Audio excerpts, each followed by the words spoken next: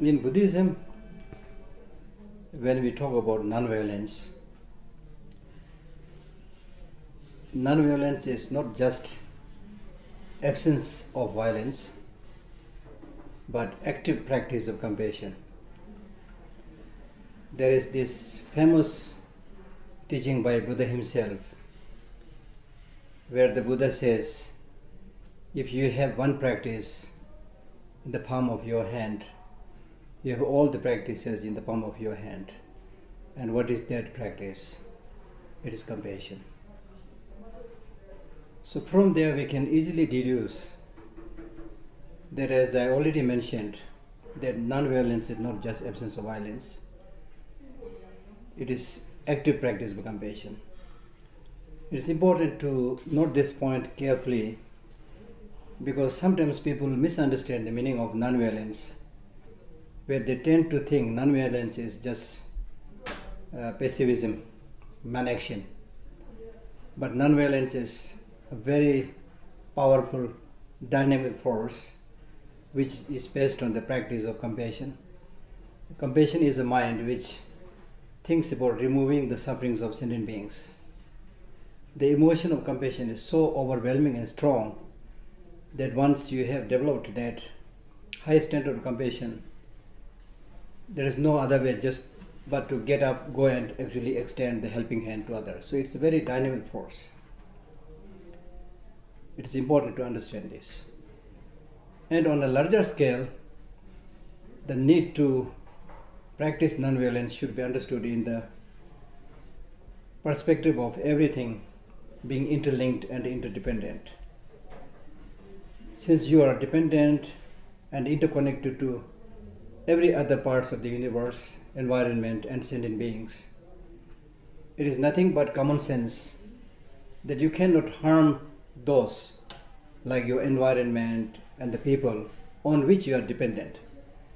For example, your hand cannot go down and harm your leg, because these two are not only interlinked but interdependent and mutually supporting each other.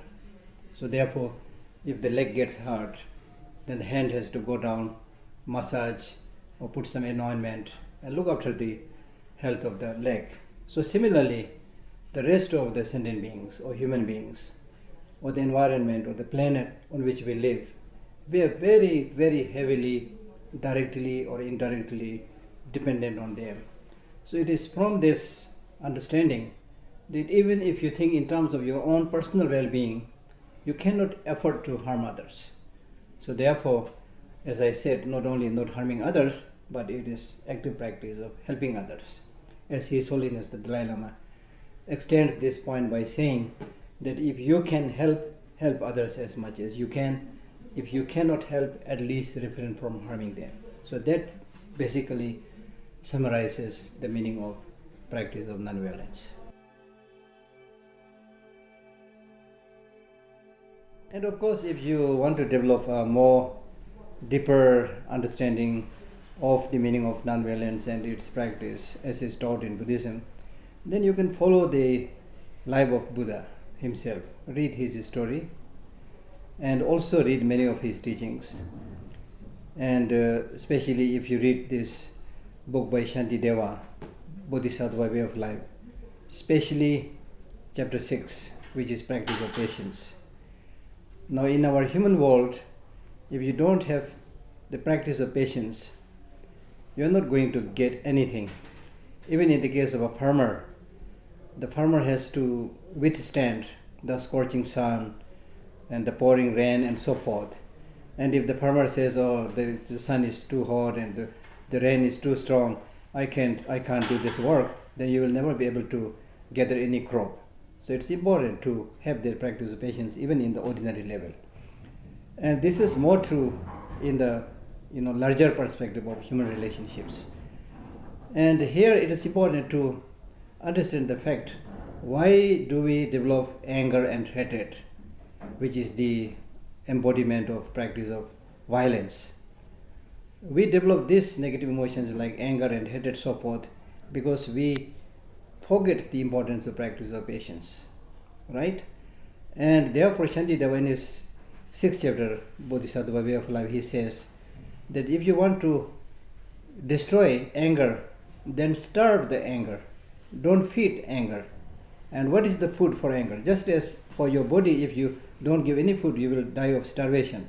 So similarly, many of these negative emotions, they are food which nourishes them, which strengthens them.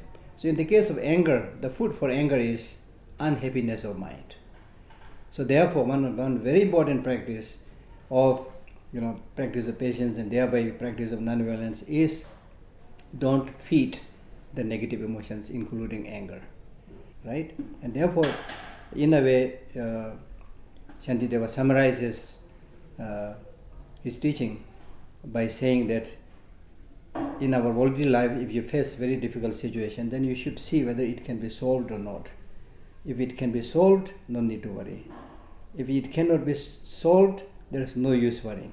If it is something you can change, don't worry because you can change it. If it is something you cannot change it, no use worrying because by worrying you can't change it, right? So these are the practices that is given in the 6th chapter by Shantideva. And another very important example that he has given is, normally we get angry and develop hatred and then start thinking that if I destroy my enemy, then I will be in peace. So Shantideva rebuts this by saying that if you take such a stand, there never will be a time when you can say, now I have killed all my enemy, now I can live in peace. And he gives the example by saying, for example, in order to protect the sole of your feet, if you plan to cover the whole glove with leather, you will never be able to do it. There will never be enough leather to cover the whole glove. And he says that is also not necessary, because the purpose is to help the sole of your feet not get pricked by thorns and broken, hurt by broken glass and so forth. So for that, the only thing you need to do is put a nice leather sole to your shoes. So this is equal to having covered the whole glove.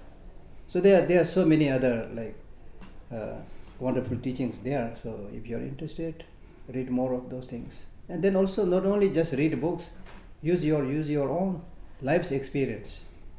We all have this experience of getting angry all the time, becoming violent all the time. So recall those moments, recall those occasions, and see how much you have benefited from those moments of violence and anger. And of course, every time we get angry and violent, and when the anger has cooled down, normally we all regret. So this is also a clear indication that we don't want to be violent, we don't want to develop anger. But anger arises, we become violent because we are habituated with those negative emotions. We are surrounded by unhealthy situations. So because of this, we get angry and then become violent and then become destructive. The very purpose of violence is destruction, right? And in this world, we need construction of peace, not destruction, not killing. So it's very pertinent. Therefore, Shantideva elsewhere, he also says that you don't have to kill people, people will die. Now, if you look at the lunacy of what is happening in the world, people are bent to destroy other people, coming up with nuclear destructive weapons and so forth. So which is extremely, extremely sad, right? So therefore we need to, develop a larger perspective and learn how to live in harmony, in peace, in compassion, and in supporting each other.